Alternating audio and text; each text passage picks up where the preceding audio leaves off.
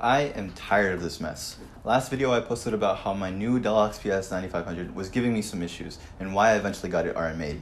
I think that video needs a little bit of a clarification, so here goes. We'll start at the beginning. On September 11th, yes, I know, I ordered a custom build XPS9500. The original laptop was delivered on the 23rd with no issues. I inspected the box for any dents or scuffs that would indicate that there was rough handling, and there were none. A+ for delivery on a new custom build laptop. Then came the immediate problems. The speakers weren't great. I set for high volumes, but really it's for low notes that vibrate the speakers. The trackpad glitched in and out every once in a while, and the keyboard layout just is a little funky. I called Dell on October 9th to get the machine RMA'd. I asked for a replacement so I could get the same price as the original or purchase, which was 17% off on Dell.com at the time. After being on hold for about 40 minutes, an associate helped me order another one exactly the same way. I was given a shipping label to return the original laptop and waited for the replacement one. The call went relatively well considering I was asking them to ship me another laptop, but I did ask the associate if the 30-day return policy would extend onto this new machine, to which he did not give an answer, but instead said the new one will be good.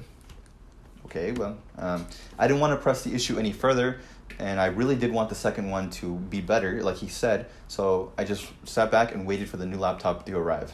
The outside of the shipping box was fine, showing that it had been taken care of decently well by the shipping company, but the laptop box inside was actually slightly open because the power cable was not packaged tightly inside and caused the laptop to jut out. Not a great sign, and I knew something was off. I checked the laptop all around and found that yes, in fact, the rubber feet at the bottom had shown some wear that confirmed to me that this was a refurbished unit and not a new one, something I was not expecting with my conversation with the rep. This one did in fact have the double click issue that many others have complained about.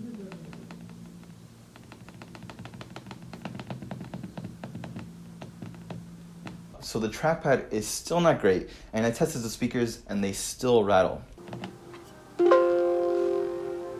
I called as soon as I could to let Dell know that I would not accept this replacement and I wanted to get it returned. I was able to successfully do this because they realized that my shipping was delayed, but keep in mind that it took almost 2 weeks for the original machine to arrive, and it took more than a month for the replacement one to arrive, which definitely would have fallen outside the 30-day replacement policy from the original invoice. Thank goodness they accepted the return. I am not at all happy with the experience, and the laptop was no better than the original one. I have been using this laptop in the meantime for my school projects, and I have the same problems and grievances as before. The lack of dedicated media keys is annoying but not unforgivable. The doubling of the home and end keys as F11 and F12 was just not the move. I need all 4 of those keys often because of the IDE that I use, and even after 2 months of slaving over my laptop all day for hours on end, I still have not been able to train myself to remember when I am function locked to be able to use them without shooting my cursor off into infinity or closing a program or something else. I know this sounds like a dumb thing to complain about, but the keyboard layout is very important. And I've checked other laptops and they have different layouts where the home and end keys are not doubled up as function keys, and this just seems like a better option to me. I just wish Dell had thought of some other way to do this that had programmers in mind, but of course, what makes one person happy makes another irate. I'll get over it. Surprisingly, the double click of the trackpad is mostly gone now. Over the course of the days that I use this laptop, dragging it to campus and back and using it multiple hours a day seems to have helped seat or unseat whatever was causing the trackpad to have a double click. And right now, it only has a small problem where the far right side of the trackpad is a little wonky. It still works, but there just isn't any click. But let's not lose focus here. This is a new, expensive machine, and this should not be an issue.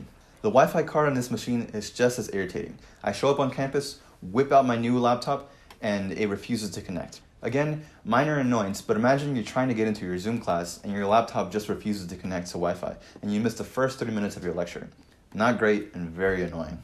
In all, my experience with Dell has been less than ideal. Today is November 15th. More than 2 months have passed since I ordered my original machine, and I'm still dealing with this issue.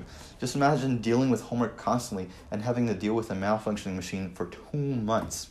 The XPS9500 was intended to be the upgrade I badly needed, but instead it turned out to be one massive headache that caused me a lot of mental strain and trouble with shipping labels, packing materials, and responding to emails and waiting on the phone for collectively several hours. Dell's quality control is seriously lacking, and LTT recently made a video for the second time about system integrators, and my experience is exactly mirrored by theirs. The representatives were not knowledgeable, and they were not equipped to handle multiple complex issues at a time.